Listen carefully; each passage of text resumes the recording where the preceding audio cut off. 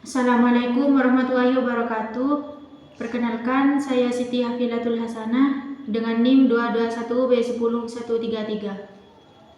Saya Siti Nurfauziati dengan NIM 221B10136. Saya Siti Muhammadul Hasanah dengan NIM 221B10134. Saya Wirdaniatur Rahmah dengan NIM 221B10138. Saya Siti Nurfadilah dengan NIM 221B10135.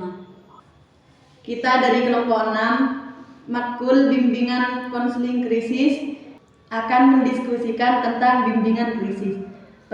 Pertanyaan pertama, bagaimana perbedaan reaksi terhadap krisis dan trauma?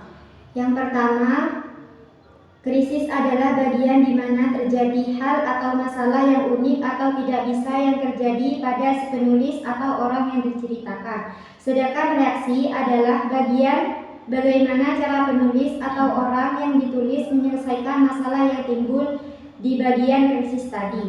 Yang dimaksud trauma adalah kondisi yang timbul sebagai akibat dari pengalaman atau peristiwa buruk yang dialami oleh seseorang, seperti kecelakaan, korban kekerasan fisik, atau bencana alam.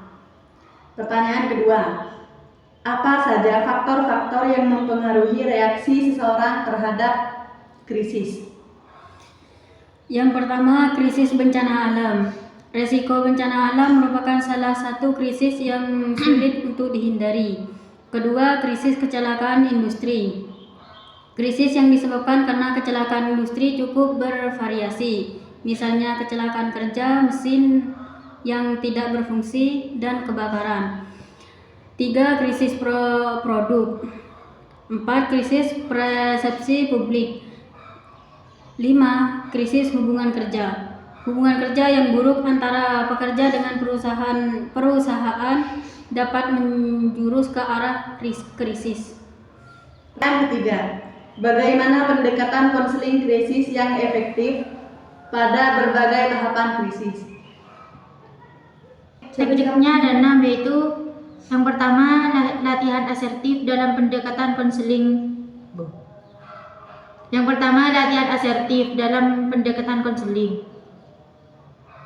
Yang kedua, teknik modeling. Yang ketiga, pengkondisian oversi. Yang keempat, talk stopping. Yang kelima, terapi desensitisasi sistematis. Dan yang terakhir, covert sensitisasi. Pertanyaan terakhir, yang keempat, bagaimana mengenali dan menganalisis tanggapan etika dalam konseling krisis? 1. Mengidentifikasi pertanyaan etika. 2. Membuat daftar fakta yang relevan dari dilema. 3. Mengidentifikasi pihak terkait dalam dilema. 4. Apa saja pilihan dari kasus ini. 5. Apa yang harus dilakukan. Cukup sekian diskusi dari kami tentang bimbingan konseling krisis. Assalamualaikum warahmatullahi wabarakatuh.